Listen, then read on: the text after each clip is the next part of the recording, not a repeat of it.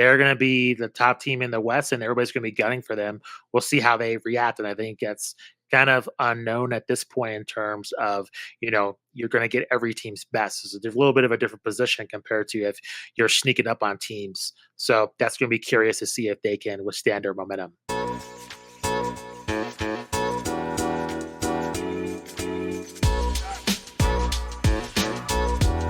Justin, let's move into the Western Conference now. Many would say the Bestern Conference. But let's focus in on the Northwest Division. Here's how this division played out in 2023-2024. Oklahoma City, the Young Bucks, they shocked the world and got the top seed in the Western Conference with 57 wins. They had the same record, but owned the tiebreaker against the Denver Nuggets, who were second, also with 57 wins. Third place, another shocker kind of team that took a leap, the Minnesota Timberwolves, with one of the best defenses in the league. 56 wins for them, only one game behind, yet third in this competitive division. Then the darlings of the season before, at least for a stretch of it, the Utah Jazz took a step back and won 31 games to be in fourth in the Northwest.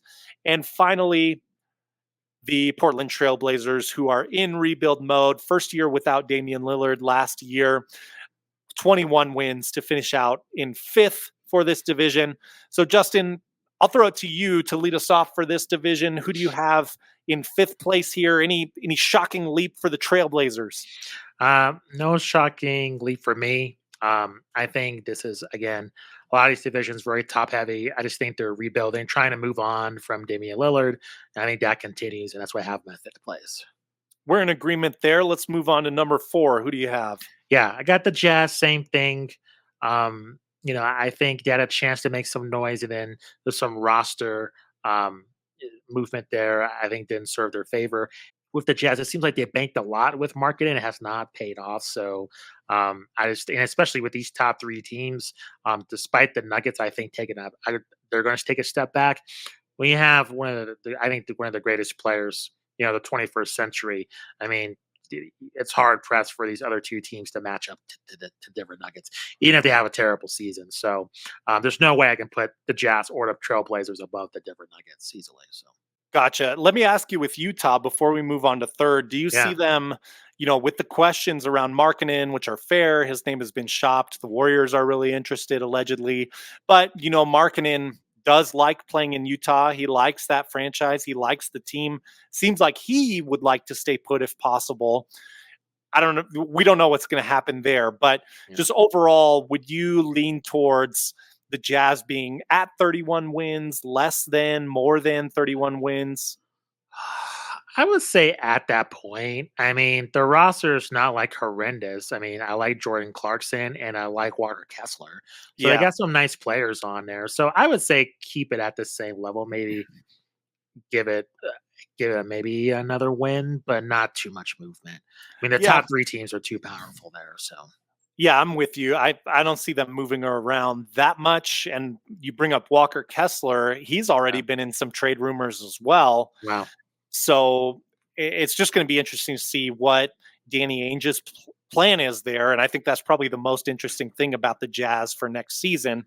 So let's get into the big boys here, so to speak, these 50-plus win teams from last season, really 55-plus win teams from last season. How do you see this shaking out? Who do you have in third?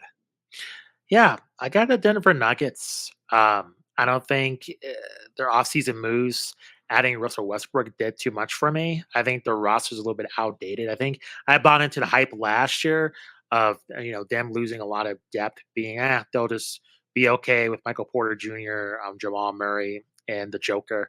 But I think that proved to be incorrect, and I just see them just taking a step back just with the Joker just having to provide a lot of that, support for the rest of the Nuggets. With really Westbrook, I don't think being that much of a key addition. I think he's maybe a negative. I think his aura brings a lot of negative energy to a certain franchise, and I just don't see that really amounting to too much in Denver. But we'll see. I mean, he's a former MVP. Anything can happen, but I'm not really optimistic to what he can really bring to this Nuggets team. I'm with you. They lost KCP, as Yeah. everyone knows. They're depending on uh, Christian Brown to develop quite a bit, and especially develop an outside shot, which he hasn't been super consistent from there in his young career. They needed more outside shooting. They didn't really bring that in, and that's what you would want to open up the floor and utilize Jokic and his distribution ability on the court. And so I think mission kind of failed there. Granted, it was kind of a tough assignment with all the money that they've already put out there to keep Gordon, to keep Murray, to keep Michael Porter Jr. Yeah. So really going to need to see huge improvement and huge contribution from those guys who are supposed to be the other star cast members, so to speak. Jamal Murray has not made an all-star game to this point. He had, honestly, I hate to say it so bluntly, but he had a bad offseason, a bad Olympic showing. Granted, a lot of injury concerns there too, but Yeah. that's alarming as well. That doesn't increase my confidence. Sure. But yeah, I'm with you. And then come playoff time, I think Westbrook poses some real problems. It makes that game of NBA chess a little bit easier for other teams because they can just back off of Westbrook. He doesn't have, he's still a freak athlete, no doubt, but he doesn't have the athleticism of his youth to kind of help balance things out a little bit more or provide that extra value. So running the second unit, maybe there's some things there, some positives we'll see with Westbrook, but I'm with you overall. I think it's a negative. So you and I are in Yeah. agreement. Denver in third, and our two teams left, Minnesota Timberwolves and the Oklahoma City Thunder. Who do you have in second place here? Yeah. I got the Timberwolves. I think I have a bad taste in my mouth, figuratively, just with how they performed in the playoffs last year. I thought it was pretty much the finals was there for the taking for them, and they just didn't capitalize on the opportunity. And Hmm. I just think the Thunder, and that was a really close series, just seems like they're poised for something more promising in terms of being the elite of the Western Conference. I think with the Timberwolves, there's a lot of huge questions that I feel uneasy about, and I just can't see them taking out the Thunder for that number one spot. So that's why I have them second place. I do think they'll be better than Denver and certainly Utah and Portland, but um, just their makeup and just how their attitude is, I'm uneasy picking them as a divisional leader. Totally with you here. I think if they keep that defense strong, that's going to Yeah, lead to a lot of wins in the regular season. I am worried about Anthony Edwards being involved in reality TV shows or me too. something along those lines. Yeah, I'm worried if he's getting a little distracted with the extra fame and success that has come his way, but keeping the focus on you still have not won a championship yet. You still have not etched your name among the greats. I hope that focus is there. He's an intense competitor, so hopefully it will be. But there are other fair questions with this team. Roster wise, they're pretty deep. They're as deep as anyone in this division and anyone in the West. But I just don't know if overall chemistry and performance wise, that's going to lead to, a competitive title run, yeah, maybe even not as competitive in the playoffs as they were last year. But I do still think it translates into a lot of regular season wins. I think for me, around that 55, 56 win mark, they won 56 games last year. That feels right to me for the Timberwolves. I don't see them leapfrogging and going into the 60 win category. Would you agree with me there? yeah. I agree. I I kind of 60s. more see like Denver taking a step back by a Yeah, me couple too. games rather Yeah, than Minnesota, agreed. outpacing them. And let's talk about the Thunder real quick. They Yeah, add Hardenstein from the Knicks. It's kind of a dream ad for that it roster. is. Yeah, And then they also get Alex Caruso, who who's also a dream ad for just about any roster in the NBA. I think would reserve one of their 12 roster spots for that guy. So the Thunder are deep. Everybody loves them. I think you and I are no different.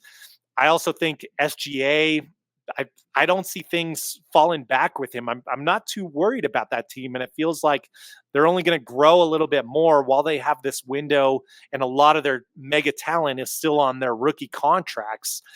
Anything else to add for the OKC Thunder? And do you see them? They won 57 games last year.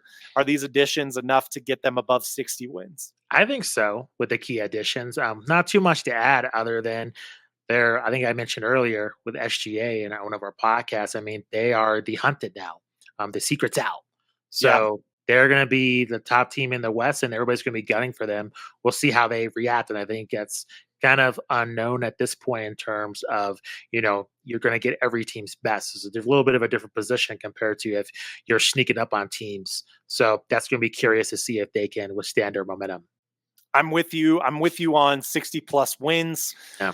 I'm with you on teams, targeting them or circling them on the calendar, but they're so deep, arguably the deepest team in the league, that I just don't know, even if that team is circled on the calendar, if it's going to matter all that much with the talent and Yeah. the matchup advantages that they have. That's But true.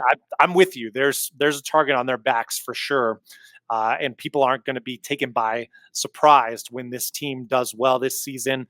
How do you guys see this playing out? Do you guys agree with us that the Nuggets are going to take a step back like this? Do you see it the other way? It's not really going to matter that they have less perimeter scoring in a very perimeter driven league. And how do you see the Portland Trailblazers progressing in their rebuilds? Will they get over that 20 win mark as they just barely did last season? Maybe a little step back. Is something going to happen with Jeremy Grant? Lots of good questions, interesting questions in the Northwest Division. And also, how do you feel about the Timberwolves? How are they going to progress? Let us know your guys' thoughts.